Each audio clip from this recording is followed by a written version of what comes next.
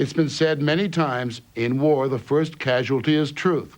Does it apply to the Gulf War? The fact of Saddam Hussein's aggression is beyond dispute. But what about the campaign to commit American troops to liberate Kuwait? To get Americans, perhaps any people, to support a war in a place millions barely heard of, certain buttons must be pressed. In the run-up to the Gulf War, one image, one presence touched American hearts and minds like no other. It was this 15-year-old Kuwaiti girl identified only as Nayirah. Mr. Chairman and members of the committee, my name is Nayirah, and I just came out of Kuwait. While I was there, I saw the Iraqi soldiers come into the hospital with guns. They took the babies out of the incubators, took the incubators and left the children to die on the cold floor. It was horrifying. Nayirah was testifying before the Congressional Human Rights Caucus, but in fact, she was testifying before the American people, and her story mesmerized the nation and the world. Dead babies, brutal, pillaging Iraqi monsters. It was powerful stuff, according to Congressman John Porter of Illinois, co-chairman of the caucus. I got feedback from the president. I happened to be over at the White House the afternoon, later in the evening, after the afternoon of the hearings, and the president said that he had seen it on CNN, and that he was shocked at some of the things that he had heard. And they were thrown out of the incubators. President Bush repeated the incubator story at least 10 times in the following weeks. Babies pulled from incubators and scattered like firewood across the floor. There was plenty of evidence of Iraqi brutality, but the incubator story became almost a rallying cry. It had presidential confirmation and the confirmation of Amnesty International, which published a report after Nayirah testified, quoting her and claiming 312 babies were killed when Iraqi troops pulled them from their incubators. Then, a rather embarrassed Amnesty retracted its report. In London, spokesman Sean Stiles said, as hard as they tried, they could not confirm it. We spoke to well over a dozen doctors of different nationalities who had been in Kuwait at the time, and they couldn't stand the story up, and it became quite clear to us that credible medical opinion was that this didn't happen. And it wasn't just Amnesty International.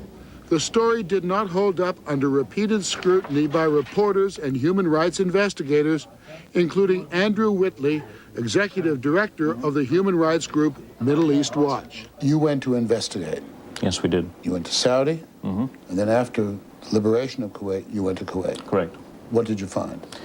We went straight to the hospitals. We were particularly concerned with going to the maternity hospital at the Al Sabah complex. This is the largest hospital in the country, and it's a hospital that has perhaps a half to two-thirds of all the incubators in the country. Did Iraqi soldiers remove babies from incubators in order to steal the incubators? No, they did not.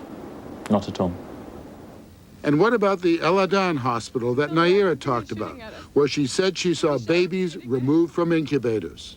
The Adan hospital, my colleague, who is a native Arabic speaker, went along there and interviewed the doctors, and he was able to speak to people who said that they had been on duty at that time and that this incident didn't happen. But you're not trying to paint the Iraqis as being saintly soldiers. There were atrocities. There were very many atrocities, and the atrocities were largely committed by the secret police units. That happened? Yes, for sure. But babies and incubators?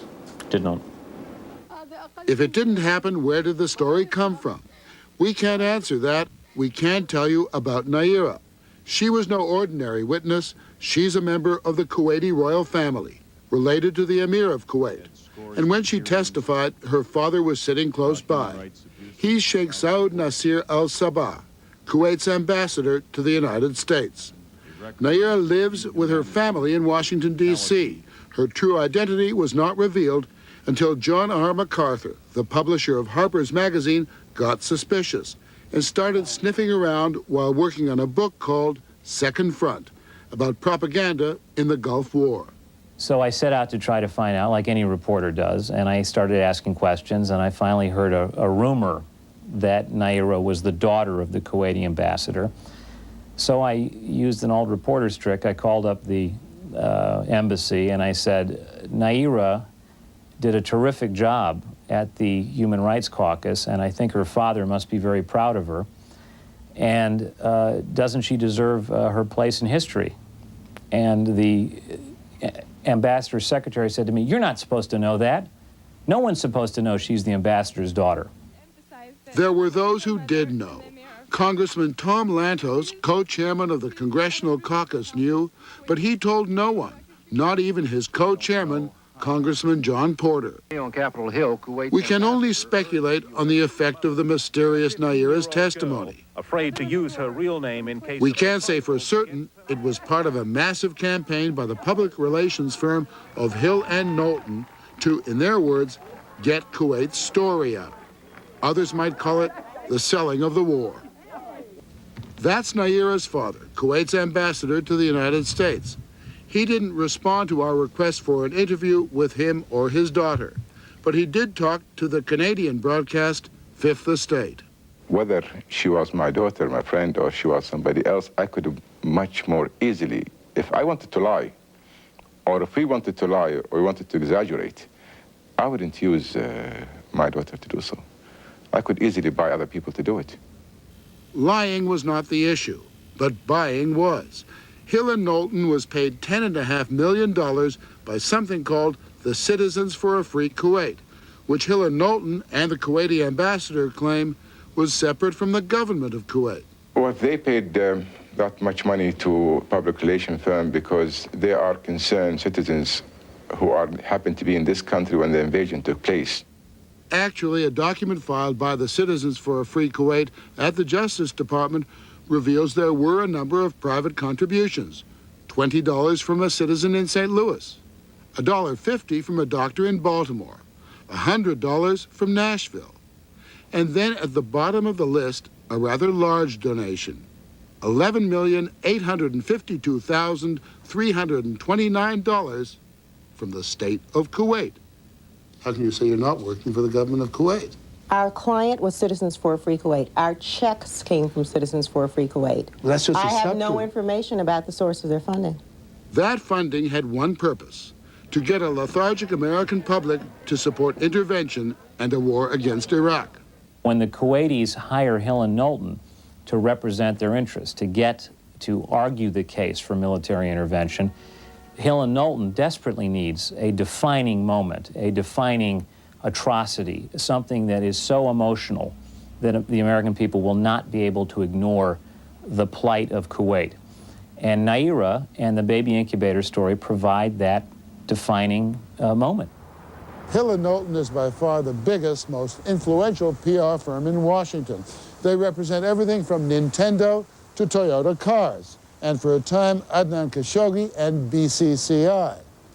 But countries with a PR problem are their specialty. Their clients include Indonesia, Turkey, and China.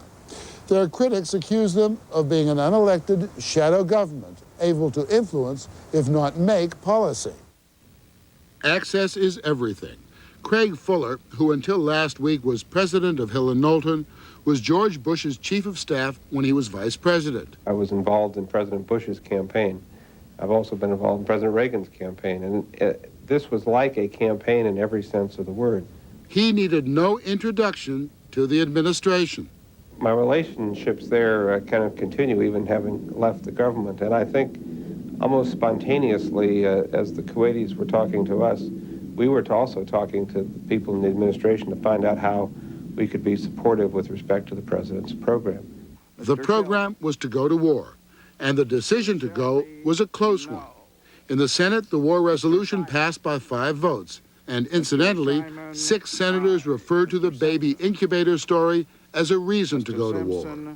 The story may not have made the difference, but no one can doubt its impact on both the Senate and the House. Now is the time to check the aggression of this ruthless dictator whose troops have bayoneted pregnant women and have ripped babies from their incubators in Kuwait. America would most likely have gone to war without witnessing Nayirah's testimony. The troubling part of the story is the belief by the public relations industry that with enough access, enough money, and knowing which buttons to push, war can be marketed, just like soft drinks and toothpaste.